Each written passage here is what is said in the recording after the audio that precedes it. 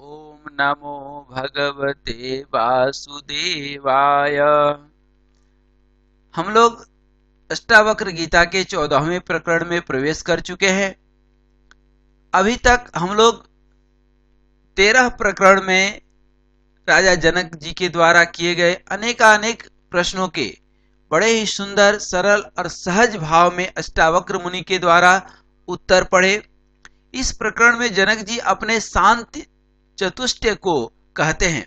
जो पुरुष स्वभाव से विषयों में शून्य चित्त वाला है, अर्थात अपने स्वभाव से चित्त के धर्म जो विषयों में राग, द्वेष, ईर्ष्या इत्यादि से रहित है और प्रारब्ध कर्मों के वशीभूत होकर विषयों का चिंतन भी करता है और भोगता भी है, उसको हानि लाभ कुछ नहीं है। इसी में दृष्टांत को कहते हैं, जैसे निद्रा के बस में जो पुरुष शून्य चित्त होकर सो रहा है, उसको किसी पुरुष ने जगाकर उससे कहा कि तू इस काम को कर।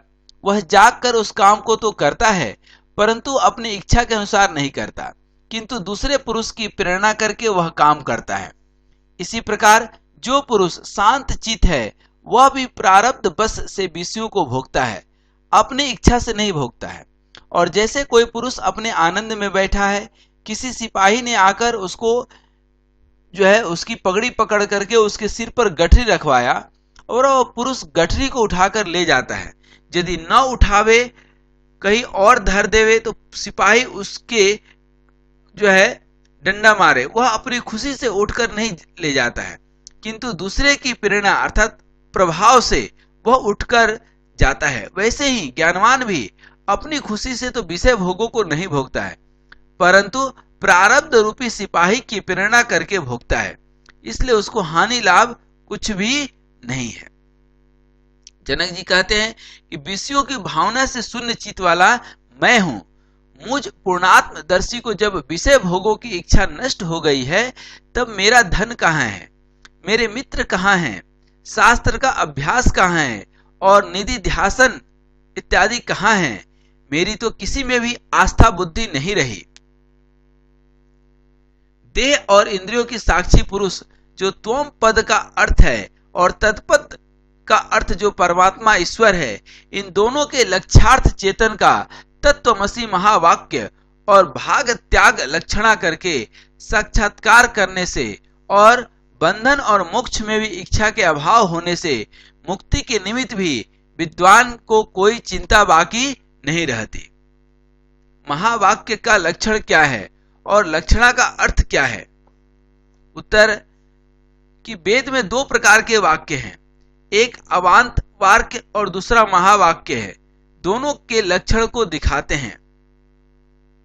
आत्मा के स्वरूप का बोधक जो वाक्य है, उसका नाम अवान्त वाक्य है। जैसे सत्य ज्ञान अनंतम ब्रह्म, आत्मा ब्रह्म सद्रूप है, ज्ञान स्वरूप है, अनंत स्वरूप है। यह वाक्य तो केवल आत्मा के स्वरूप को ही बोधन करता है, इसी वास्ते इसका नाम अवान्त वाक्य है। अभेद का बोधक जो वाक्य है, उसी का नाम महावाक्य है। जैसे ब्रह्मास्मि, मैं ही ब्रह्म हूं, अयम आत्मा ब्रह्म, यह अपना आत्मा ही ब्रह्म है। तत्वमसि, तत् वही अर्थात ईश्वर, त्वम तू अर्थात जीव, असि ये सब वाक्य जीव और ईश्वर की अभेदता को ही बोधन करते हैं, इसी से इसका नाम महावाक्य है। अब लक्षणा दिखाते हैं। पद के अर्थ का ज्ञान तो 2 तरह से होता है। एक तो शक्ति वृत्ति करके होता है, जैसे किसी ने किसी से कहा घट मान्य अर्थात घट को लाओ। अब यहाँ पर घट पद की शक्ति कंबुग्रीववादी वाली व्यक्ति में है, अर्थात घड़े में है, और लाने वाले को भी उसका ज्ञान है कि घड़े के लाने का दूसरा पुरुष कहता है। वह घट माने शब्द को सुनकर तुरंत घड़े को उठा लाता है। यहाँ पर तो शक्ति वृत्ति करके पद के अर्थ का बोध होता है, पर जहाँ पर शक्ति वृत्ति करके बोध नहीं होता है, वहां पर लक्षणा वृत्ति करके पद के अर्थ का बोध होता है। सो दिखाते हैं। शक्य संबंधो ही लक्षणा, शक्ति के आश्रय का नाम शक्य है, अर्थात पद जिस अर्थ को बोधन करे उस अर्थ का नाम शक्य है। किसी ने ग्वाल से पूछा तेरा मकान कहाँ है? उसने कहा गंगायाम घोष, अर्थात मेरा मकान गंगा में है। अब यहाँ पर शक्ति वृत्ति करके तो अर्थ नहीं बनता है, क्योंकि गंगा पद की शक्ति प्रवाह में है, अर्थात गंगा पद का अर्थ जल का प्रवाह है, उस प्रवाह में मकान का होना असंभव है। इस वास्ते यहाँ पर जो लक्षणा करके अर्थ का बोध होता है उसको दिखाते हैं गंगा पद का शक्य प्रवाह है, उसका संबंध तीर के साथ है। इस वास्ते गंगा के तीर पर अर्थात किनारे पर इसका गांव है। गंगा गायाम घोषा, इस पद से ऐसा बोध होता है। और तात्पर्य नुपंती लक्षणा में बीज है। जिस अर्थ में वक्ता के तात्पर्य की असिद्धि हो वहां पर ही लक्षणा होती है। यहाँ पर गंगायाम घोषा, यहाँ पर गंगा के प्रवाह में मेरा ग्राम है, ऐसा वक्ता का तात्पर्य नहीं है, क्योंकि ऐसा नहीं हो सकता है। इसी वास्ते गंगा गायाम घोषा में लक्षणा होती है। लक्षणा के भेद को दिखलाते हुए जहां पर वाच्यार्थ का समग्र रूप से त्याग करके तत्संबंधी अर्थांतर में वृत्ति हो वहां पर जह लक्षणा होती है। जैसे गंगायाम घोषा है, यहाँ पर गंगा पद का वाच्यार्थ जो प्रवाह है उसका समग्र रूप से त्याग करके उसके साथ संबंध वाला जो तीर है उस तीर में गंगा पद की लक्षणा होती है, अर्थात गंगा के तीर पर इसका ग्राम है। घोष नाम अहिरो के ग्राम का है। जहां पर वाच्यार्थ का त्याग न करके उसके संबंध वाले का भी ग्रहण हो वहां पर अजहलक्षणा होती है। किसी के गृह में दंडी सन्यासियों का निमंत्रण था, वहां पर जाकर दंडी लोग बाहर बैठे। जब भोजन तैयार हुआ तब मालिक ने अपने नौकर से कहा कि यष्टि प्रवेश है, अर्थात लाठी का भीतर प्रवेश कराओ। अब यहाँ पर लाठी का भीतर प्रवेश तो बन सकता है, परंतु उसमें वक्ता का तात्पर्य नहीं है, किंतु यष्टिधर के प्रवेश कराने में वक्ता का तात्पर्य है। इस वास्ते यष्टि पद का वाच्यार्थ यष्टि है, उसका त्याग न करके उसके साथ संबंध वाला जो पुरुष है उस पुरुष में जो लक्षणा करनी है इसी का नाम अजलक्षणा है। अर्थात वाच्यार्थ के एक देश को त्याग करके एक देश का ग्रहण करना जो है इसी का नाम जहत अजहत लक्षणा है।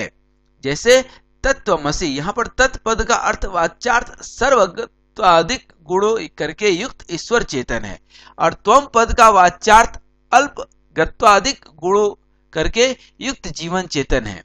तत्व वह सर्वगत्वादिक गुणों वाला ईश्वर, त्वम तू अल्पगत्वादि गुणों वाला जीव, ये जो दोनों के वाक्यार्थ हैं इनका अभेद नहीं हो सकता, पर दोनों का लक्ष्यार्थ जो गुणों से रहित केवल चेतन है उसी का अभेद हो सकता है। सो अभेद जहद अजहद अर्थात भाग्यात्मक लक्षणा करके ही होता है।